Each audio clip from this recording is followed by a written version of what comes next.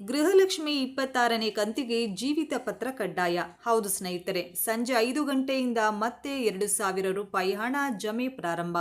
ಗೃಹಲಕ್ಷ್ಮಿ 26ನೇ ಕಂತು. ಹೌದು, ಕಾಂಗ್ರೆಸ್ ಸರ್ಕಾರದ ಪಂಚ ಗ್ಯಾರಂಟಿ ಯೋಜನೆಗಳಲ್ಲಿ ಒಂದಾಗಿರುವ ಗೃಹಲಕ್ಷ್ಮಿ ಯೋಜನೆಯಡಿ ಮನೆ ಯಜಮಾನಿ ಖಾತೆಗೆ 2,000 ರೂಪಾಯಿ ಹಣ ನೀಡುವ ವಿಚಾರದಲ್ಲಿ ಒಂದಲ್ಲ ಒಂದು ರೀತಿಯಲ್ಲಿ ಗೊಂದಲಗಳಿಗೆ ಕಾರಣವಾಗಿದೆ. ಇನ್ನು ಇದೀಗ ಮಹಿಳೆಯರಿಗೆ ಪ್ರತಿ ತಿಂಗಳು ಹಣ ಜಮಾ ಆಗುತ್ತಿಲ್ಲ ಅಂತ ಮಹಿಳೆಯರು ಹಾಗೂ ವಿಪಕ್ಷಗಳು ಆಕ್ರೋಶ ಹೊರಹಾಕಿದ್ದು, ಸದನದಲ್ಲಿ ಈ ಬಗ್ಗೆ ಚರ್ಚೆ ಕೂಡ ನಡೆದಿದೆ.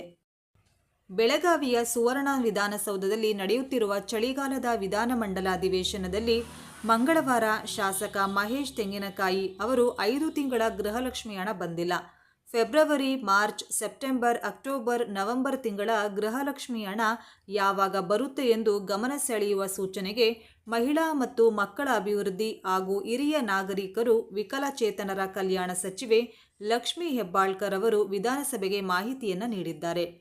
ರಾಜ್ಯ ಸರ್ಕಾರದಿಂದ ಆಗಸ್ಟ್ 2025ರವರೆಗಿನ ಗೃಹಲಕ್ಷ್ಮಿ ಕಂತುಗಳನ್ನು ಫಲಾನುಭವಿಗಳ ಖಾತೆಗೆ ಜಮೆ ಮಾಡಲಾಗಿದೆ. ಯೋಜನೆ ಆರಂಭವಾದಾಗಿನಿಂದಲೂ ಯೋಜನೆಯಡಿ 1.24 ಕೋಟಿ ಮಹಿಳೆಯರಿಗೆ ರೂಪಾಯಿ 54,000 ಕೋಟಿ ಗೃಹಲಕ್ಷ್ಮಿ ಹಣ ಸಂದಾಯವಾಗಿದೆ.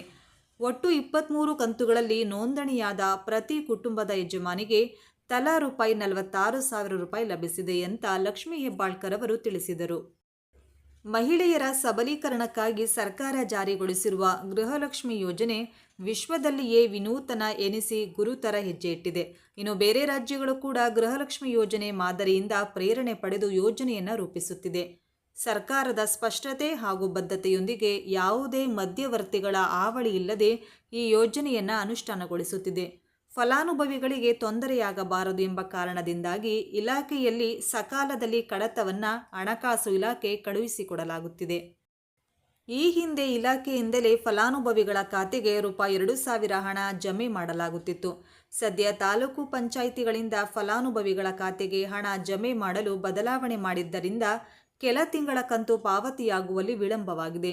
ಕೂಡಲೇ ಆಗಸ್ಟ್ ನಂತರ ಕಂತುಗಳ ಪಾವತಿಗೂ ಕ್ರಮ ವಹಿಸುವುದಾಗಿ ಸಚಿವೆ ಲಕ್ಷ್ಮೀ ಹೆಬ್ಬಾಳ್ಕರ್ ಅವರು ತಿಳಿಸಿದರು. ಪ್ರಾರಂಭದಲ್ಲಿ ಯೋಜನೆಯನ್ನು ನಿಲ್ಲಿಸಲು ಹೇಳಿದವರು ನೀವು.